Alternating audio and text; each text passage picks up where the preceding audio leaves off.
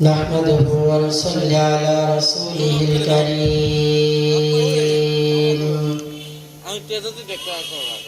أما بعد فأعوذ بالله من الشيطان الرجيم بسم الله الرحمن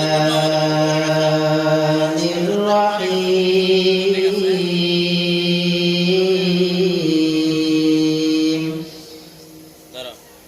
قل إن كنتم تحبون الله فاتبعوني يحببكم الله وقال النبي صلى الله عليه وسلم كل أمتي يدخلون الجنة إلا من أبى أو كما قال النبي عليه الصلاة والسلام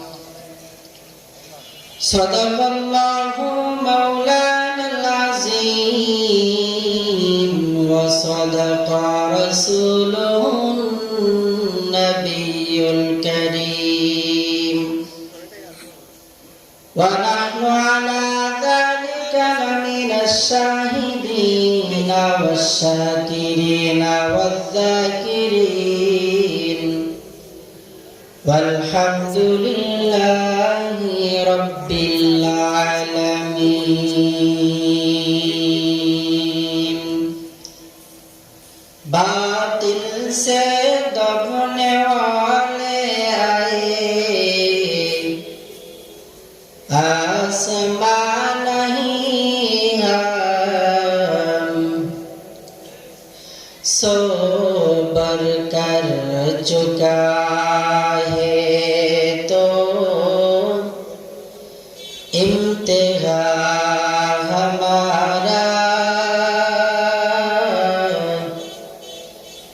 sober कर चुका है तो इम्तिहा हमारा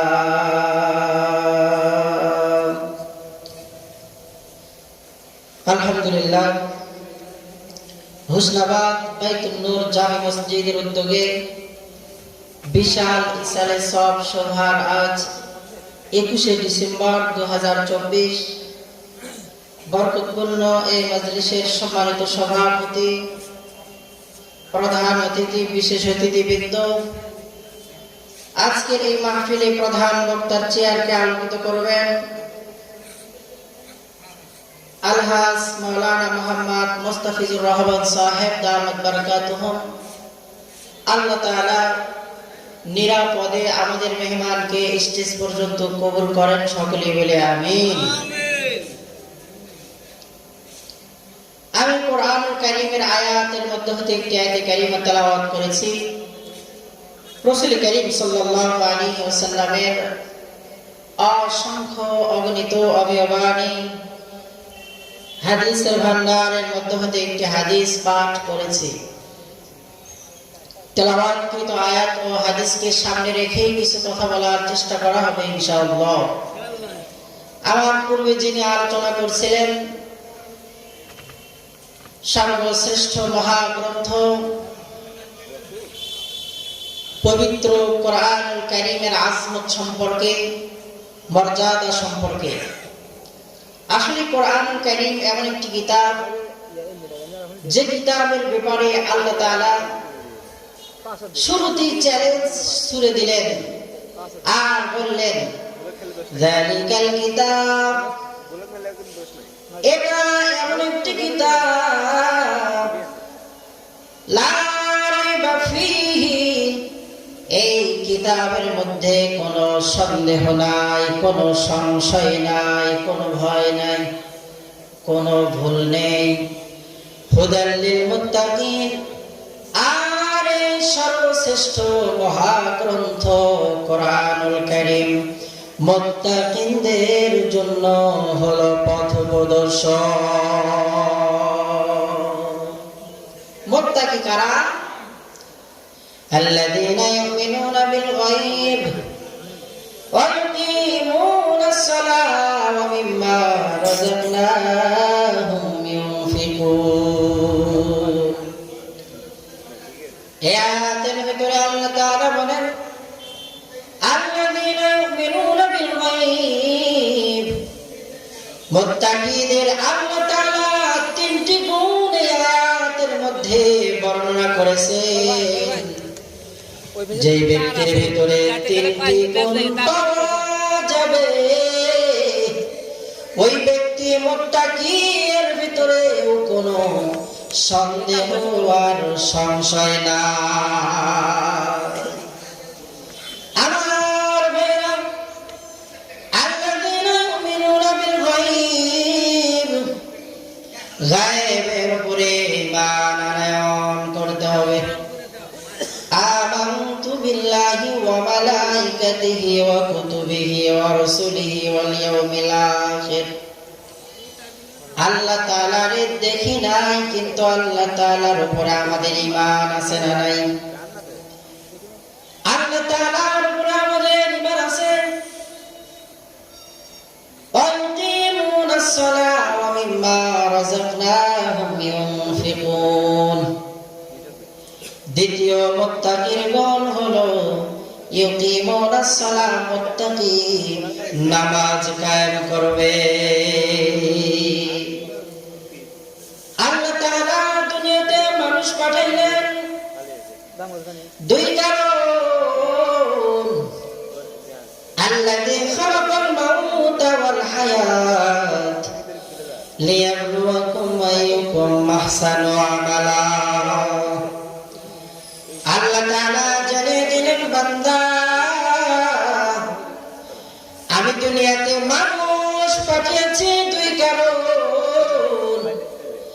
এক নাম্বার, কে কতদূর ভালো আমল করে এটা দেখার জন্য। আল্লাহ তাআলা আমাদেরকে দুনিয়াতে পাঠাইলেন এক নাম্বার কারণ, কে কতদূর ভালো আমল করতে পারে।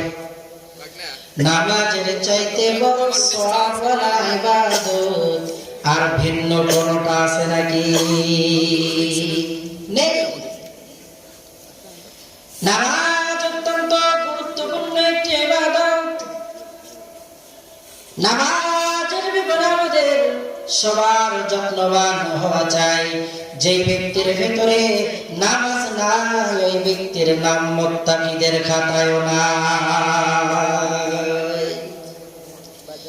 ওয়া মিম্মা রাযাকনাহুম ইউনফিকুন, মুত্তাকিদের তৃতীয় নাম্বার গুণ, আল্লাহ তাআলা মুত্তাকি বান্দাদেরকে যা দান করেছে দিয়েছে, এখান থেকে মুত্তাকি বান্দা তার আখিরাতের ভালোর জন্য আল্লাহর রাস্তায় ব্যয় করবে।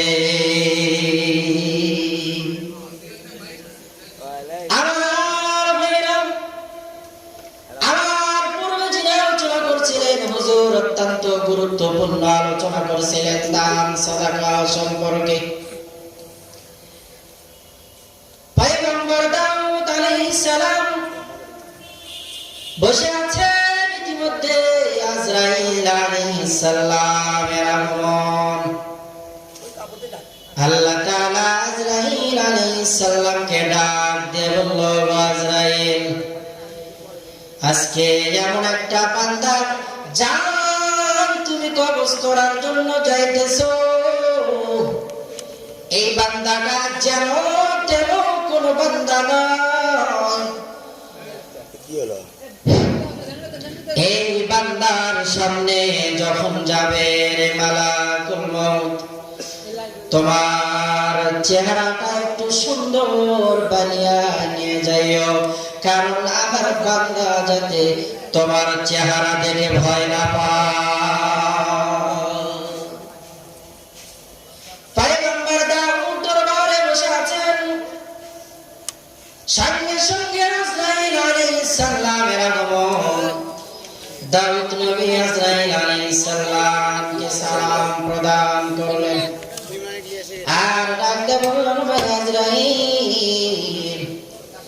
আমাকে নিয়ে যাওয়ার জন্য আসতেন, আমার সঙ্গে দেখা দেওয়ার জন্য আসতেন। আজরাইল আলাইহিস সালাম ডাকতে বলেন, ওগো আল্লাহর পয়গম্বর, আজকে আপনার দরবারের মধ্যে এমন একটা যুবক বসে আছে, তার জানটা কবজ করার জন্য আসছি। তবে ওগো পয়গম্বর, আল্লাহ তাআলা জানিয়ে দিয়েছে রে মালাকুল মউত, তোমার চেহারার ভিতরে জানে ভয়ের কোনো ছাপ না থাকে। এবার দরবার শেষ হয়ে গেছে। যেই যুবকের জান কবজ করার জন্য আজরাইল আলাইহিস সালাম আসছে, দরবার শেষ, যুবক বাহিরে বের হয়ে গেছে। জান কবজ করার জন্য বুকে হাত দিছে। আল্লাহ তাআলা সঙ্গে সঙ্গে আজরাইল আলাইহিস সালামকে বলে, আজরাইল খবরদার, আমার বান্দার জান কবজ করিও না। আমি আল্লাহ তাআলা তার হায়াতের ভিতরে বরকত দান করে দিলাম। আমার ভাইরা, মালাকুল মউত মালিক জান কবজ করার জন্য পাঠিয়ে দিলেন, কিন্তু আবার কেন ব্রেক করে দিলেন? আল্লাহ তাআলা জানিয়ে দিলেন, মালাকুল মউত যখন আমার বান্দা ওই কামরার দরওয়াজার সামনে দাঁড়িয়েছে, দরওয়াজার সামনে একটা ভিক্ষুক ছিল, আমার বান্দার কাছে হাত পাতাইছে। আমার বান্দা খালি হাতে ফেরত দেয় নাই। আমি আল্লাহ তাআলা আমার বান্দার উপরে খুশি হইয়া তার হায়াতের ভিতরে বরকত দান করে দিছি। দান করলে আল্লাহ তাআলা জিন্দেগির ভিতরে বরকত দান করে দেন। দান করার সব কত দামি, কত পাওয়ারফুল জানেন? আল্লাহ তাআলা যেদিন আল্লাযী খালাকা সাবআ সামাওয়াতিন তিবাকা, আল্লাহ তাআলা আসমান আর জমিন 6 দিনে সৃষ্টি করেছে। কয় দিনে? 6 দিনে আমার মালিক আসমান আর জমিন বানিয়েছে। বানানোর পরে আল্লাহ রাব্বুল আলামিন সুবিশাল করে পাহাড় বানালেন। জমিনটারে আল্লাহ তাআলা পানির উপরে রাখলেন, কিন্তু জমিন স্থির হয় না, শুধু নড়াচড়া করে। পানির ভেতরে কস্তুরী যে রকম ভাবে এক জায়গায় থাকে না, এক জায়গায় থেকে আর এক জায়গায় চলে যায় কিনা। জমিনকে আল্লাহ তাআলা স্থির করার জন্য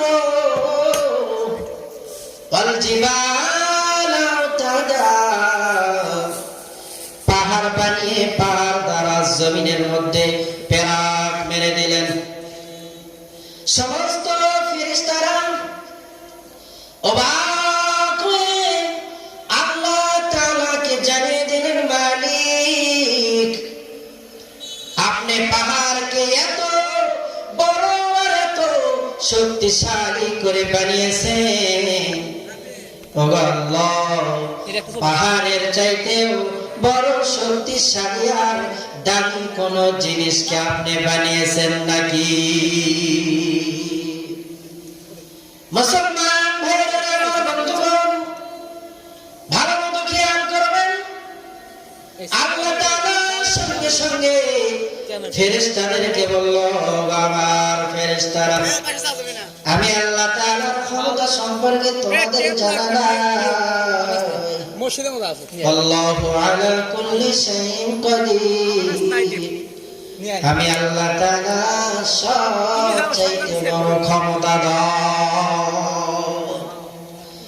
পাহাড়ের চাইতে বড় একটা জিনিস আছে।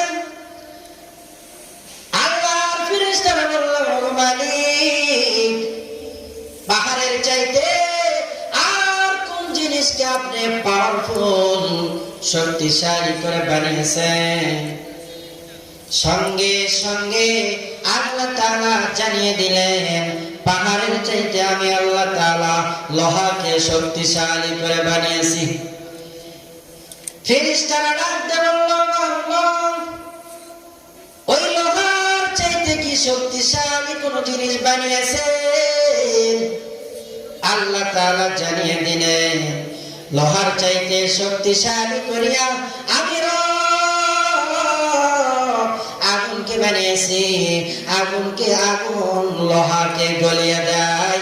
লোহা যেরকম পাহাড়কে কেটে কেটে কেটে কেটে জমিনের সঙ্গে মিশিয়ে দেয়, ফেরেশতারা বলল, আল্লাহ আগুনের চাইতে বড় শক্তিশালী কিছু বানাইছেন নাকি?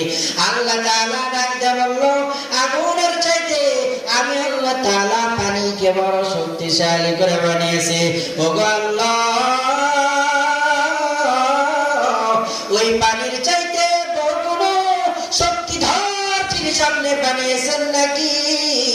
আল্লাহ তাআলা জানিয়ে দিলেন, পানির চাইতেও শক্তিশালী জিনিস আমি রব বানিয়েছি। এই জিনিসটার নাম হইল বাতাস।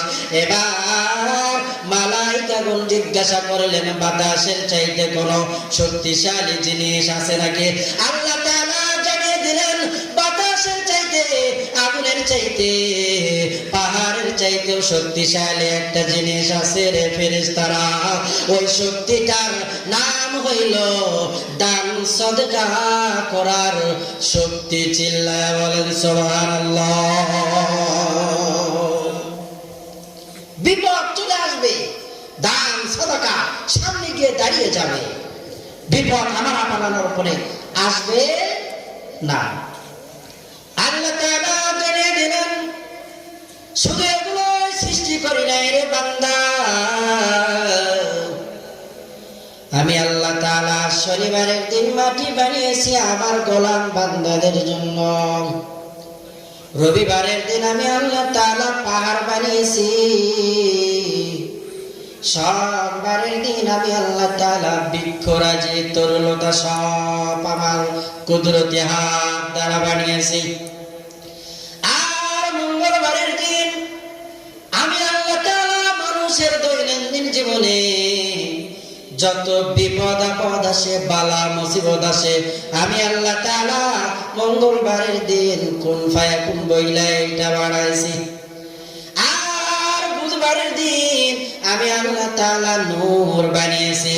বৃহস্পতিবারের দিন আমি আল্লাহ তাআলা আমার বান্দাদের জন্য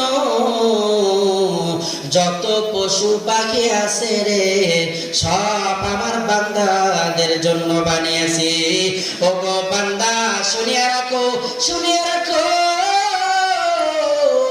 সব কিছুকে আমি আল্লাহ তাআলা আমার বান্দার জন্য বানিয়েছি।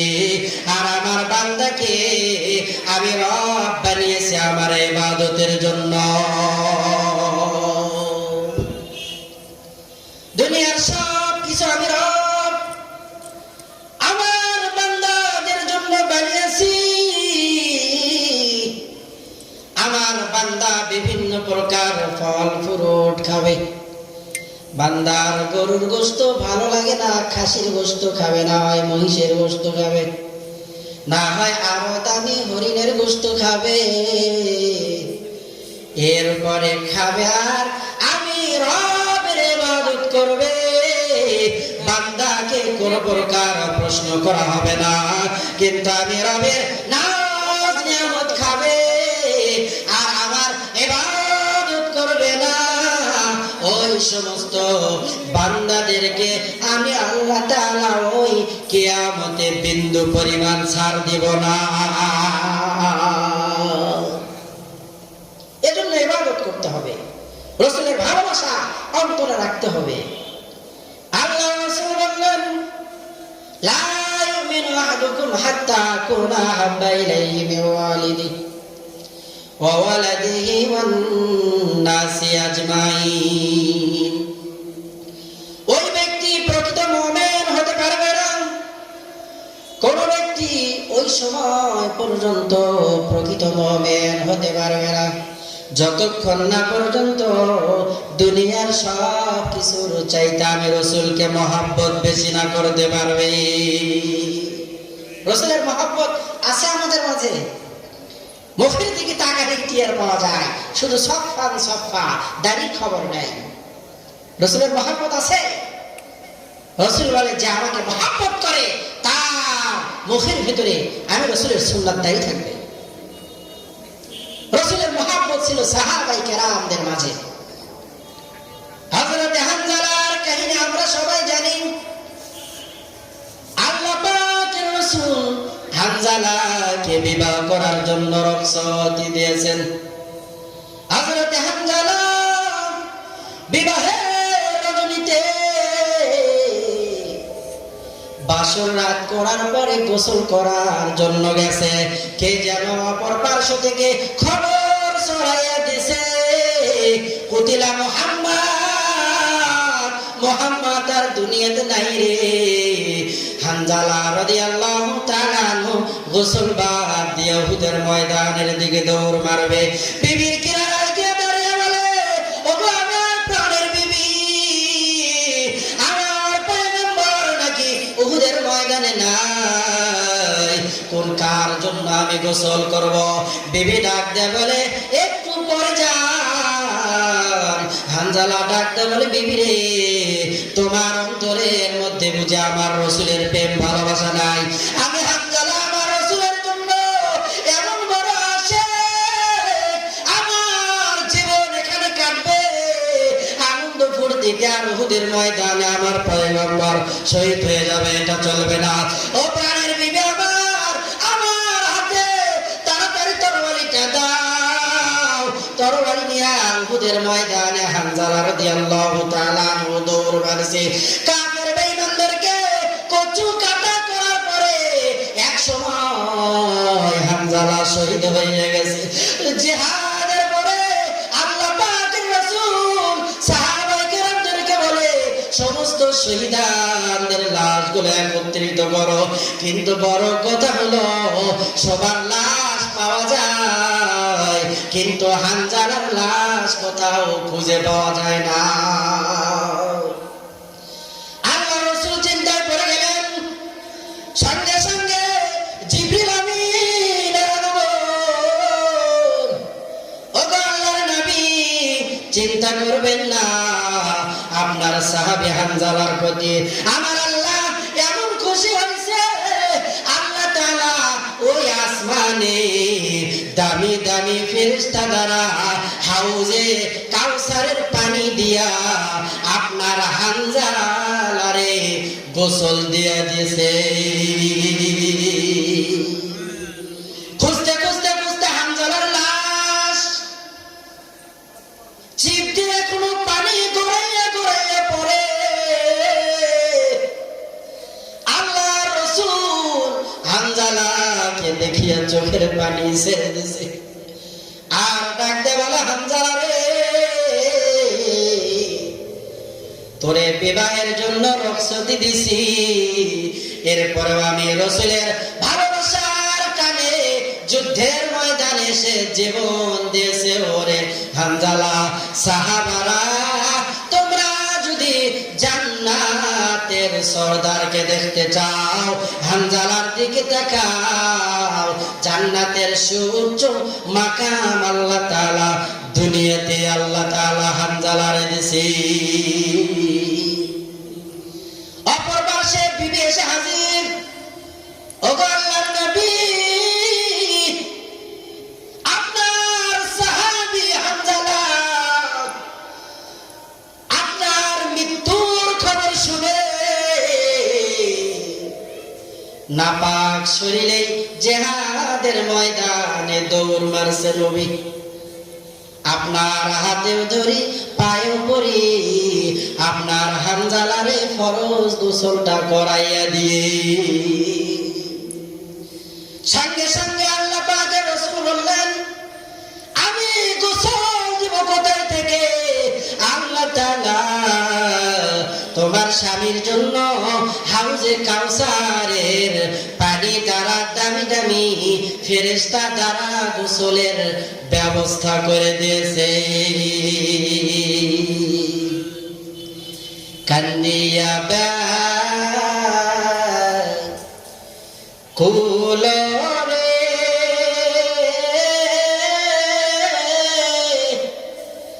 হানজালা শহীদ রে কলিজা চিরিছে সেই জঙ্গে উহুদে নবীর সাহাবী ছিলেন